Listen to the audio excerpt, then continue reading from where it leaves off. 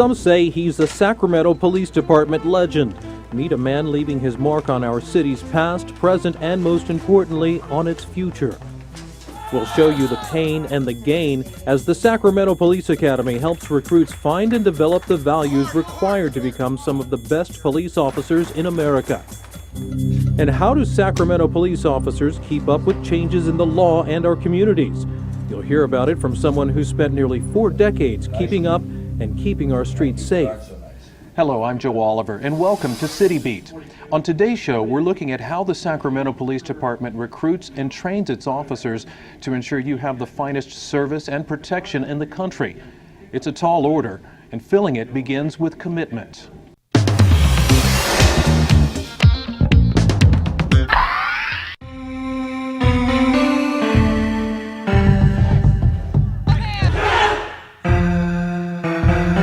Like the badges they earn, police officers are forged from a special kind of raw material. They're our neighbors, friends, and family. Parents, Ben and Ellie. But to wear the badge of a Sacramento police officer, they must go where very few of us would venture. And they must be the right kind of raw material. Today, when we see the applicant come in and we talk to them at the job fairs, they're not only interested in enforcing the law, but they're interested in serving the community. And it's not only we're seeing a person with 1 degree, but we're seeing a person with 2 degrees or a master's. Sergeant John Cabrera is winding up what some people consider a legendary 28-year career with the Sacramento Police Department. The names of his cases read like a who's who of true crime in the Valley. Dorothea Puente, Batgirl, the Unabomber, and many more. But for the past 2 years, the future has been his beat. He's headed the Sacramento Police Department's recruiting efforts. How about being a police officer? Now, there's a career that's going to let you wear many hats. Exciting, fulfilling, and an opportunity to serve your community. That would be my pitch, because that's what it's all about. Cabrera and his team have spent days trolling job fairs for the cream of the crop, and they find a lot of interest. I like jobs and careers that are able to provide service for our community. Well, I was looking for a career when I started in the tech industry that would be a career position that I could go to retirement on. Well, the technical industry isn't allowing that anymore, so I was starting to look for something I was interested in when I was younger, and that was law enforcement. Robots, crime scene technology, and global positioning systems allow Sacramento police officers to bring a world of resources to bear in the neighborhoods they patrol. There has been such a level of change as far as scenarios, as far as some of the different crimes, as far as training for driving of the vehicle. Sergeant Dave Sense picks up the recruitment torch as John Cabrera lays it down. His recruiters look for everything from file clerks to community service officers, dispatchers, and patrol officers. But Sense points out that simply wanting to be part of the Sacramento Police Department is just the beginning. The depth of the checks that we go into in doing a background investigation truly covers the entire life of the individual that we're looking at, all the way from their grade school days and their birth certificate, through their employment history, through their military experience, and truly they're opening up their life as a book to us. Sacramento Police Department employee background checks focus on several things.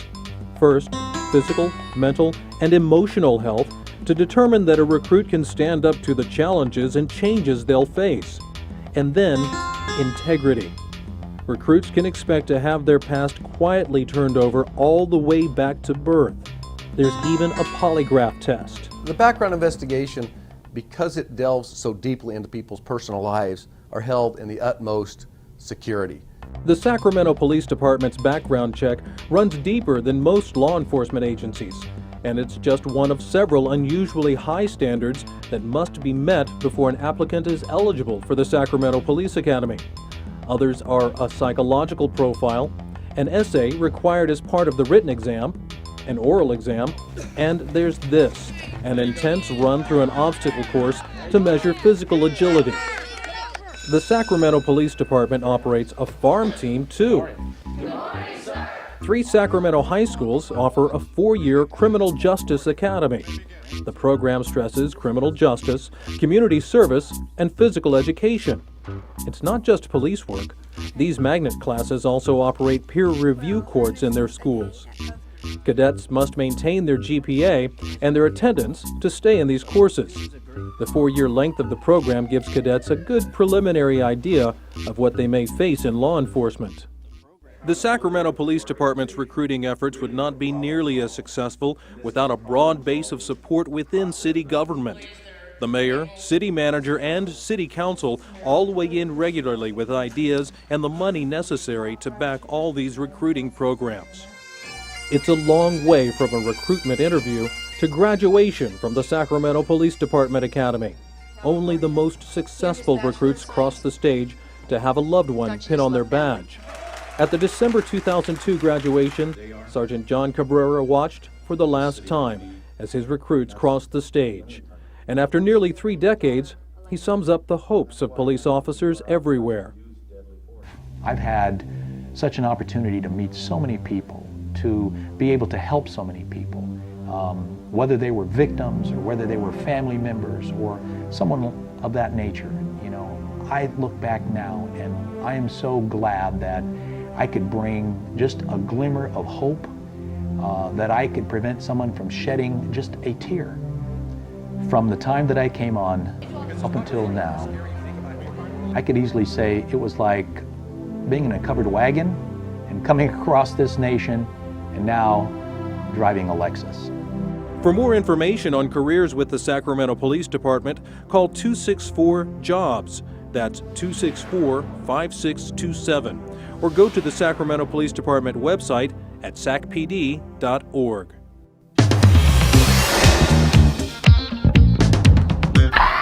Once the Sacramento Police Department has identified and checked out an adequate number of recruits, they must be tested, shaped, and hardened.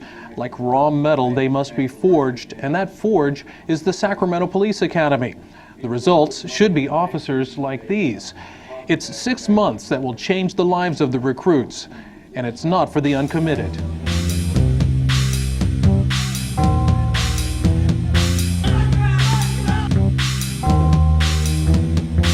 The first day of academy training starts at 6 a.m. sharp. Get on your feet! Get on your feet! The first lesson comes in the first minute. Recruiter, you late? Late is bad. Think Sunday school? Let's go! Like the first day of any class, there's a roll call. Down. Yes, sir. Rest. But in this class, you can already cut the tension with a knife. Speak up. Am I clear? Yes, sir. Then a welcome of sorts. You are now entering the world of ultimate professionalism. You will eat, walk, talk, think, look, and act like a professional. Lieutenant Jackie Dowden oversees academy operations. She says the immediate goal is to get the recruits' attention. When recruits first get here, I think the thing that causes them the most culture shock is that they don't realize that they really are entering an organization that is extremely paramilitaristic. They need to learn how to stand at the position of attention. They need to be calm in the face of somebody who is being discourteous to them. You need to learn to set aside your personal emotions and just accept that this is your job. Sergeant Jericho Crisologo is the commander of the Sacramento Police Academy. You want me to dress you up? No, sir.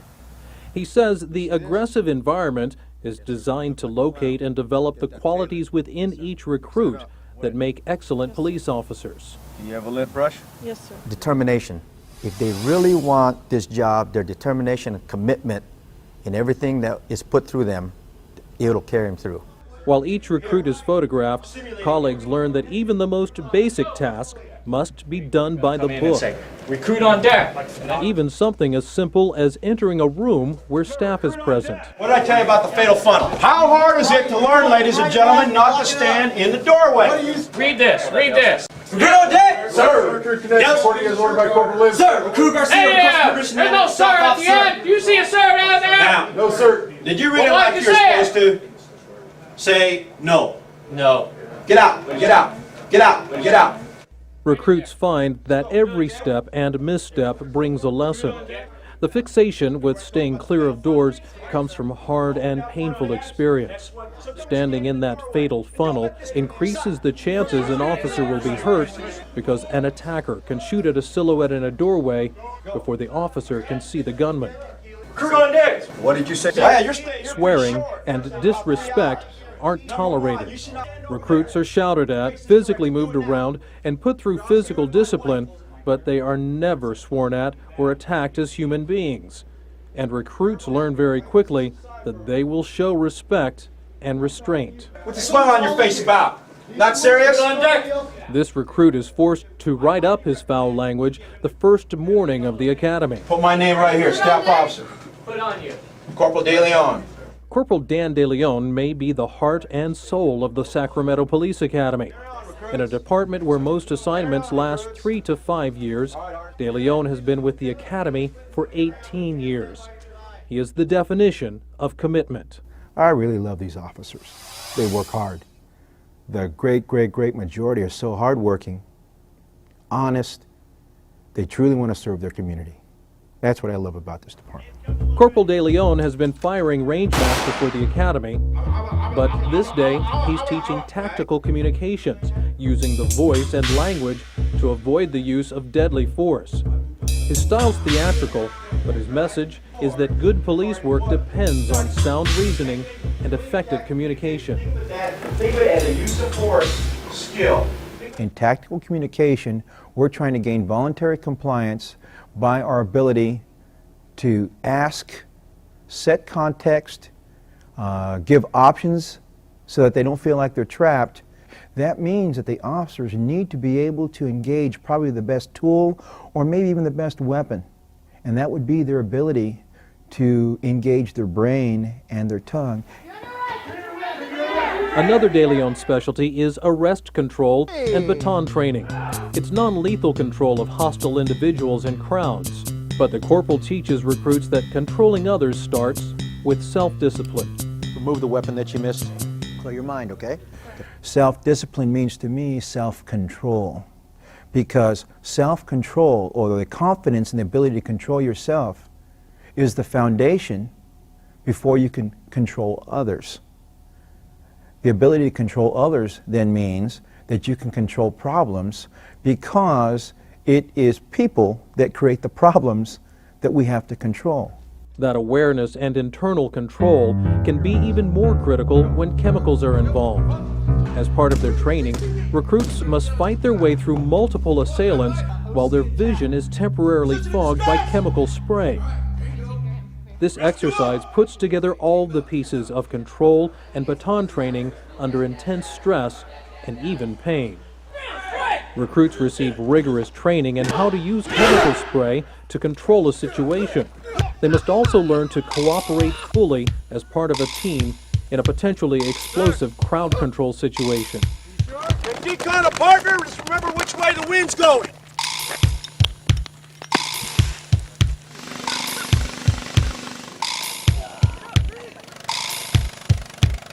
Training, confidence, and self-discipline are key when an officer has to make what can literally be a life-altering decision: to draw a gun. So much is at stake, and the decision is usually made so quickly that an officer must pull together every available piece of experience, training, and judgment in an instant. We are the only profession where we are allowed to use the handgun, or if you might want to call it this, deadly force. We're the only profession that is allowed to do that on our decision alone. It was the people that selected you. They selected you. They're the ones that said, you know what, we trust you. We think you can wear this. Sacramento Police Academy recruits learn to control another powerful tool, a police car.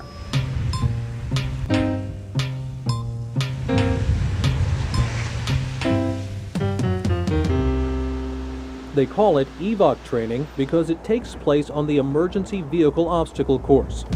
Recruits experience many of the things that can go wrong, as well as what it feels like when they go right while operating a vehicle at high speed, on wet roads, and in a tight space.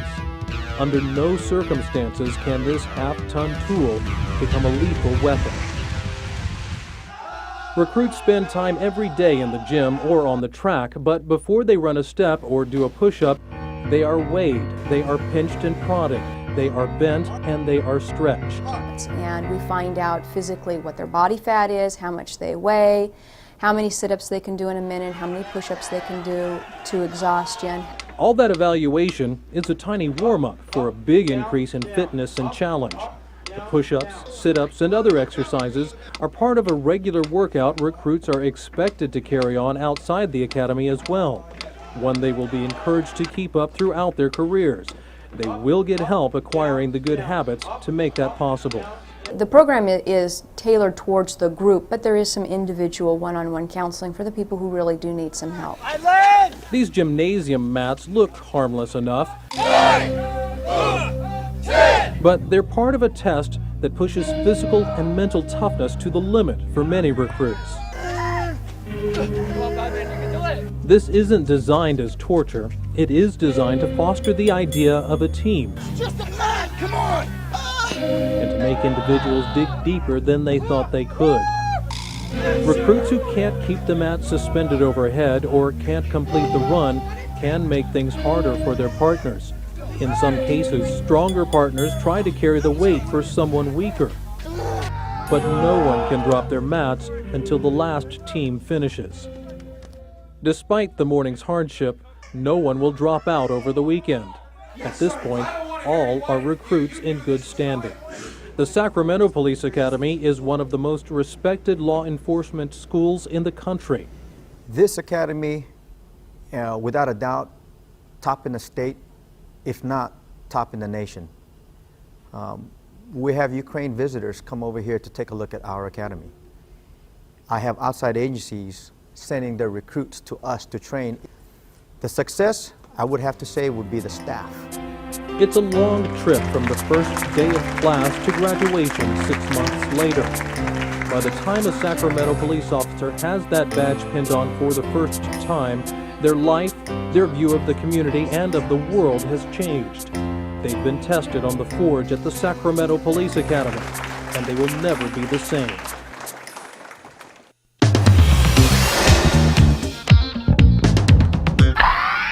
In many ways, the end of the academy is just the beginning of training. The next phase is field training, where recruits face the real world as police officers. This all happens under the watchful eye of a field training officer who must make sure the recruit is on the right path. The biggest thing with this job is, like they said, Sean Connery said in The Untouchables, about going home at night. You know, that's the number one duty of this job, is to go home at night. Corporal Steve Hewish is a field training officer, or FTO, for the Sacramento Police Department. He has 25 years on the streets of Sacramento. His trainee is Cambria Schneider. She's training to become a community service officer, or CSO, while she prepares for a second attempt at the academy. She plans to become a sworn patrol officer. I see my field training officer. He's been around for 25 years and he knows exactly what he's doing. And I wish I was at that point, but I have to realize that it takes some time to get to the point where you do know a lot of things about police work. CSOs back up patrol officers by taking reports and following up on many calls that might otherwise be delayed by the crush of police business. As the pair hits the street, the first call is a missing person. What do you need to do for the MP? If it's at risk, you have to put it out within 4 hours. You have to enter. Field training has 4 phases handled by several FTOs. In Phase 1, trainees learn paperwork, procedures, and safety. In Phase 2, they observe special situations and begin to make field decisions and act on them. By Phase 3, a trainee should be able to do most of the job. The FTO functions more as an evaluator. And in Phase 4, the trainee operates in a solo vehicle and is evaluated by a sector sergeant. Part of the training process with people, with the recruit, is that they get to pick and choose the things that works for their personality, their way that they want to do things from each FTO. Getting that badge pinned on doesn't guarantee success on patrol. While some recruits wash out at the academy, others fail to make it through field training. The things people do in the academy, it's a sterile setting, it's a classroom setting. When they get out onto the streets and in field training, the actions they do and how they carry them out affect people's lives. I've been shot at, I've been thrown at, I've been attacked. One time a baby was born in the back of the squad car I was in. Captain Ron Carrera's address to the December 2002 Academy graduates marked his retirement from the Sacramento Police Department. The job that you're going to do, you're going to make a difference in people's lives every day. He served the city of Sacramento as a police officer for 38 years. He's seen more change than anyone on the force. Nothing is locked in forever. Change is always occurring, and we need to move with that change. When Carrera went to the academy in 1964, it lasted 6 weeks. His Bible was handwritten notes in his trusty 3-ring binder. Now, the academy is 6 months long, and training goes on for an officer's entire career. We went through the Watts riots. We never saw that as an issue until it happened. So what people will see now are officers that are moving with events or moving with issues. Required training at the Sacramento Police Department exceeds state requirements in every category. Those state requirements are set by the Agency for Police Officer Standards and Training, or POST. Captain Kevin Johnson oversees Academy operations. He also coordinates training with other departments and helps ensure Sacramento Police Department training meets or exceeds POST standards. This is part of what POST does when it mandates and it standardizes training, is that each time you go in these jurisdictions, you have a basic idea what you're dealing with, and that is a California trained police officer. After field training, the continuing education is constant for Sacramento police officers, but some of it is extremely topical. We may identify a particular issue that we're concerned about, such as racial profiling, and we'll want to sit down and give our officers an additional training in that particular area. POST requires 25 hours of in-service training a year for every police officer in California. Sacramento police officers must have 40 hours. But we're going to graduate highly trained officers so that you know that you're going to get a well-trained officer showing up on that call to help you. We do get highly trained police officers, but the Sacramento Police Department sees that as only part of the equation. Retired Captain Ron Carrera knows the rest. Try to leave the job at work. Go home, be part of your family, raise your kids, and leave it at work. Don't get so wrapped up in it that that's all you think about.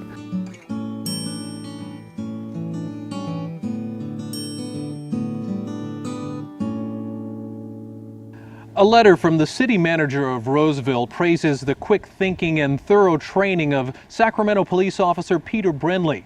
Officer Brindley is a member of the SWAT team, but the letter deals with a near-tragic incident on a basketball court where Officer Brindley was playing with some friends a year ago.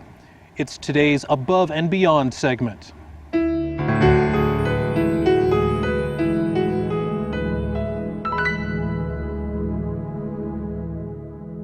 Every Tuesday night we have a group that played basketball. I probably only had played for about 15 minutes. I started to sit down, I felt dizzy. Apparently I had an artery that was 100% blocked and my heart went into defibrillation. I was in a pretty desperate situation. Tom was down on the floor, laying on his back, and the color was completely gone. He was just ashen white. I remember when I first went and tried to get a pulse, and I didn't feel anything, and just getting this sinking feeling and knowing that I was going to have to rely on my training for this to, have a happy ending. And I just started doing CPR on him. I remember just thinking, how long can it take for the fire department to get here? It seemed like an eternity, and I know it wasn't. And I remember them coming through the door and just feeling this great sense of relief. And I still remember asking the fire department not to shock me again, but they did anyway. I just got a feeling right there I knew he was going to make it. And they said that I probably would have had brain damage had Pete not reacted so quickly. And I just kind of have a collage of memories from the last year, because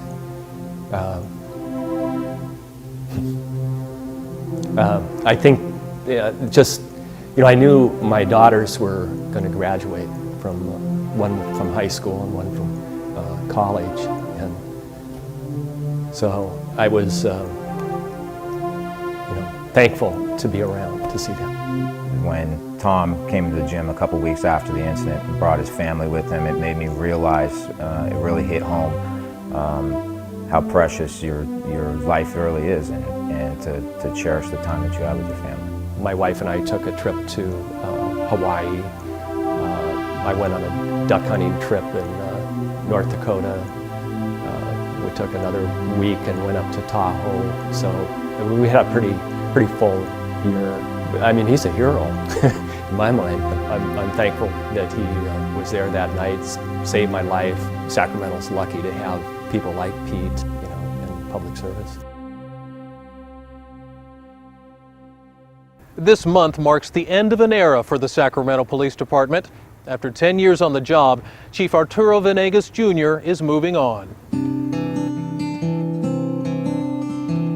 As I look at the last 10 years, it has been an honor and a pleasure for me to work with the men and women of our department, as we have recognized our role as partners with our community, that it really does take the entire community to police itself, and that we have transformed the organization from one that was initially needing to grow and needing to expand its horizons to now one with an international reputation that really defines the best in our profession, where people today really recognize the city of Sacramento and the Sacramento Police Department as the location where the best policing in America takes place.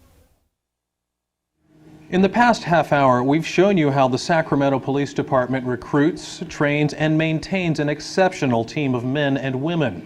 We've also shown you how the training they receive can mean the difference between life and death. The goal is to provide Sacramento with a team of law enforcement officers who will work with you, the citizens of Sacramento, as partners. It's not the guns and billy clubs that make these officers exceptional. It's their training and their ability to think and act for the good of the people they encounter, the neighborhoods they patrol, and the community as a whole. For City Beat, I'm Joe Oliver. We'll see you next time.